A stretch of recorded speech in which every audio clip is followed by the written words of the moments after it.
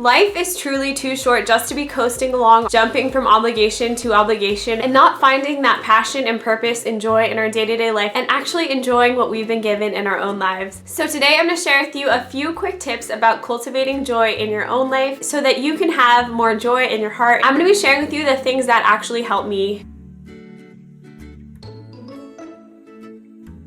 I'm absolutely all for having goals in our lives, but when we're so focused on something that we want in the future, it will absolutely rob from our joy today and seeing the good things in what we have. So if we're constantly looking at other people's lives or even have a certain vision of our own life that we have not attained, it's gonna be really hard to fully experience joy in our day-to-day life. For instance, one thing that helped me, I did this about a year or two ago based upon the Lord's leading in my heart and what I felt like He was encouraging me to do. And that was literally just letting go of all my desires and goals in life. And I know that sounds kind of extreme, but something was so liberating about it. For instance, we've always had a goal to own a house one day. And here in California, that's something that is not really easy to accomplish per se. Where we live in California, if you want just the bare minimum of a 3-bedroom, you're looking at close to $1 million and up. So what my husband and I both did actually is we just surrendered that goal and said, you know what, our life here on this earth is temporary and we are building our treasures in heaven. It does not matter if we ever own a home in this life. Even though that's part of the American dream and what we're taught to aspire to have here on this earth, to kind of build up this sense of security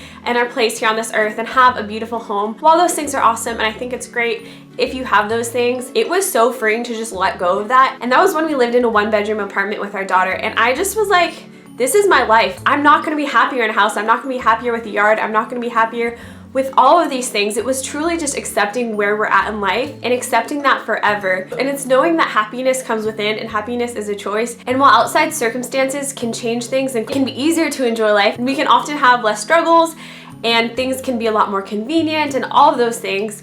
True happiness and true joy is a choice that we have to make, because if I were to hold too tightly onto that dream of having a house, every little thing could potentially bother me about the place we're currently in. From the size of it or lack of storage or not having a yard, all of those things could just stir up in me and cause me to be discontent. And the same goes for you in your life and the things that you are holding on to a little bit too tightly. So I just want to encourage you. I'm not telling you to totally surrender those goals, because we're still working on saving money and we still definitely have those aspirations, but we've just kind of thrown them out the window. We're not saying that our happiness is gonna come when we're at this point and we're not gonna be content with what we have right now. And that applies to absolutely every area of your life. That applies to the body that you and I have in this very moment today, no matter what it looks like. That applies to the job, the income you're making. It is so critical to accept those things. Just pray to God and ask that He would help you let go of holding on to those things for your happiness and try and really seek to find gratitude and contentment in the situation that you're in at this very moment. And because you are worth it, I want you to take just a minute or two to consider what brings you joy and what makes you happy. Because just think about all the times we just go through our day and it feels like the day was just a blur and we're just rushing through all of our obligations and you never were fully present or there to enjoy it. It's so easy to have days like that, especially when you're so busy. And it is okay to have days like that, but you don't want to go on and live your whole life like that and not feel like you're actually alive and present to enjoy what you've been given. So think about the things that bring you joy. And then what I find is really important is to think about the things that are preventing you from experiencing joy. So for me personally, that whole contentment thing that I just mentioned, that's something that plays a really big part for me each day, is just being content with what I have. It is absolutely in my personal nature to be able to find the good in pretty much all circumstances, to be able to see the good in all people. I actually had someone in real life who knew me pretty well call me a proton once because I am just inherently positive. But to be completely real with you guys, I've absolutely also struggled with feelings of depression and hopelessness and a lot of really heavy things. But personally, I find that the thing that gets in the way most of me and joy on a daily basis, and it's a battle that I have to fight,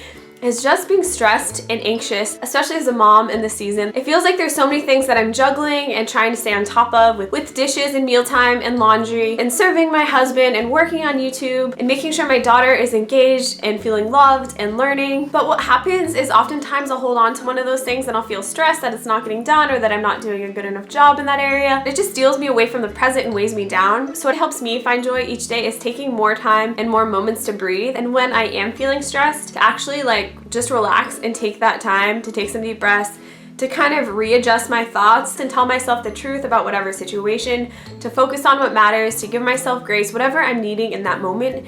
It's being attentive to my mental state and correcting it along the way, so my whole day doesn't just get taken over by that train of stress or anxiety, but it's giving myself that love and attention to correct myself so that I can personally enjoy the most out of my day and so that I can give the most to my daughter and to my husband. So just to wrap up, my 2 little tips for cultivating more joy in your life are letting go of the things that you have been holding on too tightly for your happiness, and to recognize the things that have been stopping you from experiencing that joy. And whatever those things are, if they're stress and anxiety, or if they're things that you're hurting from the past, it's to tackle those things head on and realize that you are worth it. You are worth dealing with those things and facing those stresses and anxieties so that you personally can live a more fulfilling life and give more to those around you guys as well. If you guys want to hear more tips about experiencing joy that actually work for me and are things that I practice, give this video a thumbs up and let me know down in the comments. If you're new to my channel and are interested in more encouraging, helpful videos, I'd love to have you subscribe. I love you guys, and I hope you have a beautiful, joy-filled day because you are absolutely worth it, and I'll see you in my next video. Bye!